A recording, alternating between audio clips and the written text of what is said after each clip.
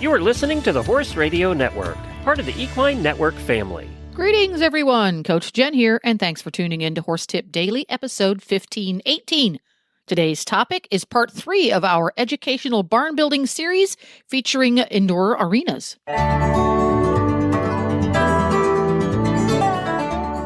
Welcome to Barn Building 101, brought to you by Morton Buildings at mortonbuildings.com.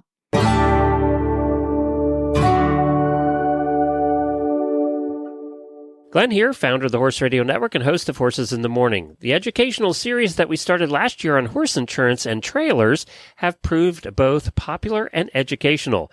We asked you what else you wanted to hear about, and building a barn was high on the list. Joining us for this series is Dennis Lee, equestrian product line manager at Morton Buildings. In this part 3 of 3, we talk about building that indoor arena you've always dreamed about. If you missed part 1 and 2, go to horseradionetwork.com/barn to take a listen. So Dennis, site selection and prep is one of the first things to look at. One, you have to have a piece of ground that's big enough to put it on, right? But then you also have to do some preparation to make it right. Yeah, absolutely, Glenn. And really, site selection and site prep is one of the most important factors in building anything, but especially something as large as a riding arena. So, we always want to take into consideration, proximity of the arena to your stall barn, access for, trucks and trailers and truck and trailer parking, but also management and mitigation of water. So there's going to be a tremendous amount of water that comes off the roof of a building that size, and you want to make sure and get that away from the building, as quickly as possible. So we like to see a minimum of a 1% slope away from the buildings, good positive drainage all the way around it. Is that in all directions, the 1%? Yeah, that would be in all directions. Okay. So we want to make sure, and every building site is going to have some amount of grading required, some amount of slope. And if you're talking a 196 or 200 foot long building, even a very minimum slope on the site, can really add up. So we want to make sure and have a good grading plan. And you want that site prepared prior to erecting the building. Some of the nightmare examples that we see out there, people will try and build the building first and then come back and address the grading after the fact. You really only have one opportunity to get that grading and site prep just right, and that's in the very beginning. So in your large indoors like that, when they're like 200 feet long, do you put spouting up, or do you have it drained well enough that you don't need spouting on that long spans? Well, no, all of our buildings are going to include gutters and downspouts. But you have to have a plan of where to take that water. Right, I was going to ask that because that's a lot of water coming off of there. It is. So, you need to have appropriate drain tiles and piping to get that water away from the building. But, we also have the, runoff from, the remainder of the site. So if your arena is, adjacent to your barn and you have water coming off of your barn or coming out of the parking lot, you have to have a plan to divert that water around the building, as well as the water that comes off the building itself. So size, we all want one bigger than we can afford, right? I mean, everybody does. So is there guidelines? What do you look at when you're talking to me and I'm saying, okay, I want an indoor, I can afford this much, but I really have to do these kinds of things. Where do you start with the customer? Arena size requirements are very discipline specific. We do see, some people that are, if you're a colt starter, or a round penning person, a 42-foot wide arena may work for you. Your basic dressage arena is going to be 20 by 40 meters. So, you want to make sure to build a building to accommodate that. One thing that's important to remember, building dimensions are measured from the exterior corners of the building. So you have to make sure and accommodate for the wall thickness of whatever the building framing is, as well as, we highly recommend a tapered interior liner in the building just from a safety standpoint. So when you're talking building dimensions, you want to make sure that you have a large enough building to accommodate the frame of the building, your tapered liner, and then have room for your arena. So a 20-meter dressage arena requires a 66 or a 72-foot wide building. And 81 is even better if you want to have some room for people to stage and watch around. we offer buildings up to 150 wide for your jumping or rodeo or reining disciplines as well. That's a large building. How about height? Yeah, so that's an excellent question. Height is a huge consideration. We don't recommend anything lower than 16 feet for riding arenas. And if you're, an Olympic show jumper or something where you're doing large fences and large horses, then we really want to even go up from there. And one thing we really want to remember, nowadays, even more and more buildings are incorporating the large format fans, the large ceiling fans. Yeah. And those fans can hang down about 30 inches. So we want to make sure and accommodate for your show jumper, their great big warm blood horse, plus a fan hanging down. So make sure you have plenty of height there. So a minimum of 16, 19 or 20 is even better. And the other thing we want to remember is resale value. So just because you're exercising pleasure horses in that arena doesn't mean that the future owner may not be into show jumping horses. Okay, now length. I always heard that you should have it twice as long as wide. That's a pretty good rule of thumb. The best thing to do there is to go out and get some real world measurements from the areas that you're currently riding in. We're all guilty of having relatively low spatial awareness. So the best thing to do is get a big tape measure, go out and take some measurements of the place you're currently riding in, or measure out where you plan to build the arena, put some flags in the ground and ride in that and see if you can maneuver in that space. I personally ride reiners and rein cow horses, and I've ridden in some 90 wide arenas. And man, those big fast circles are just really tough to make in a 90 wide arena. And ventilation, we talked about that with the barns. How important is ventilation in arenas? We also all have been in dusty arenas, haven't we? So so anything equine related, ventilation is key. Horses give off a lot of humidity. Many of us are building at, in humid parts of the country. So we love to see, some big sliding doors on the ends of the arena. One feature that we've really done a lot of in the last few years that customers have really liked is taking like a 9-foot by 9-foot garage door and actually installing garage doors as if they're windows along the perimeter of the building, so you can open or close that as you see fit. But you want to really be able to get a lot of air in there in the summer as well as in the winter when it's humid.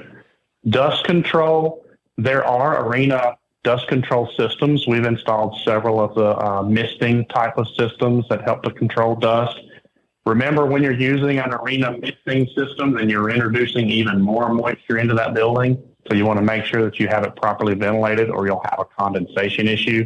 And we've all been in arenas where you're loping a horse around and you take that big fat water drop to the face, or your horse gets one to the face, and it can be very disruptive. So if you're watering that ground, you want to make sure that that water is going to go somewhere. So you have to accommodate for that to come into the atmosphere. There's also a lot of synthetic footings available that are dustless. But that's typically something you're going to want to work with a footing consultant on to get that right footing. So the venting, is there venting along the walls where it meets the roof? Is there venting all along there? Yeah, so our buildings are standard with 1, 2, 3, or 4 foot ventilated overhang along the sidewalls, and then you want to match that with either a powered or a non-powered ventilated cupola. So you want to create directional airflow. You want to pull air in from the overhangs and allow it to be directed directly to the ridge cap through power ventilated cupolas. Well, we have a well-ventilated arena that drains on both sides, but we can't see anything inside of it. So what do you guys do about lighting? So lighting is very important in an arena. I think, several of us have probably been in some old, dark, spooky, scary arenas dark at arenas. some point. Yeah.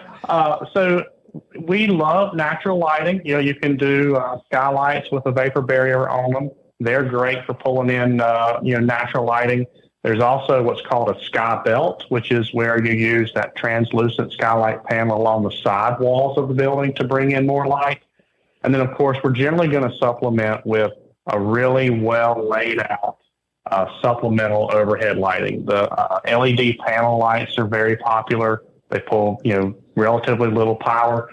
The thing about overhead lighting, you want to work with a real quality lighting installer, lighting contractor to get the correct candle powers down at the arena floor.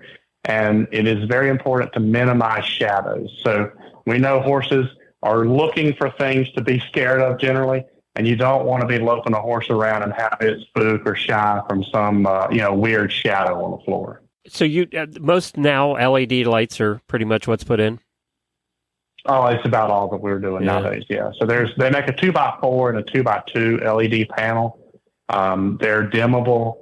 You can hang them down from a chain, so they're actually at the same plane as your large ceiling fans, because you don't want to have shadows from those ceiling fans on the floors. Okay. The LED lights are incredibly affordable now, and the power savings alone, they'll pay for themselves in a few years.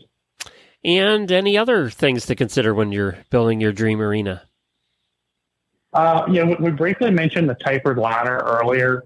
I am a huge fan of the tapered arena liner from a safety standpoint. It keeps those horses off the structure of the building just enough. Let's explain that. That's the at the bottom of the wall. It usually wood, and it's tapered up upwards toward the wall. So yes, yeah. So there's no corners to get stuck in, basically. Right. So it's a 4 foot. We offer a 4 foot or a 6 foot liner. So from the ground, it would taper back towards the wall of the building. So it actually keeps the horse away from the columns of the building just enough to provide clearance for your feet and knees. So when you're riding a horse around in that arena, because horses want to gravitate towards the fence or towards the exterior of the building just for comfort's sake. So that tapered liner helps hold that horse off of the sidewalls of the arena enough that your knees and your toes sticking out, because we're all going to ride around with our heels down just right. We don't want our feet to get banged against those columns as we go around. All right, very good. And how many arenas do you put in that have the viewing lounges? More and more every day. So we've built several this year that have had a viewing lounge. Especially if your facility intends on doing clinics, hosting clinicians, the viewing lounge is really nice. Or if it's a lesson facility, you have the children and the instructor in the arena doing a lesson. It's really nice for mom and dad or grandma and grandpa to be able to sit in the viewing lounge, watch what's going on, and be protected from the elements and protected from the dust. So we do several buildings a year that have a viewing lounge. And of course, I'm a horse husband, so I worry about where to put the stuff. You also have to really keep in mind where to store equipment. Are you going to be putting equipment in there? Hay, bedding, all of that stuff. Horse trailer? Yeah, so we build quite a few arenas that will have a storage component across one end. You have to take into consideration where your drag tractor is going to sit, your cavaletti poles, your markers for your dressage arena, jump poles, any sort of supplemental aids or tools that you're going to have in that arena. You want to have somewhere convenient to access those. So a nice storage area off one end of the building is really nice. Mirrors, a lot of disciplines like to have mirrors on one wall or another. You mentioned the viewing lounge. You can do additional storage for hay and bedding or the horse trailer or that type of thing. All right, very good. Well, thanks, Dennis, for doing this series. We really appreciate it. From stables and stall barns to riding arenas, a Morton building is professionally built for your functional needs, your horse's safety, and your budget. Save now through February on new buildings during their Building Value Days. To learn more, visit mortonbuildings.com/project/equestrian, and I'll put that link in the show notes. You can go to the website. You'll find the equestrian stuff. You'll be good at that. And if you want to hear the past two segments that we did, but you missed them, go to horseradionetwork.com/barn. Well, there you have it. Horse Radio Network has thousands of engaging podcasts for horse people, and you can have them sent right to your phone. Just subscribe via your favorite podcast player. This is Coach Jen, and I will be back again soon with another tip. Until then, go ride your horse. The Horse Radio Network and the Horse Radio Network hosts are not responsible for statements made by guests on the Horse Tip Daily. Please use your own judgment when listening to the tips on this show.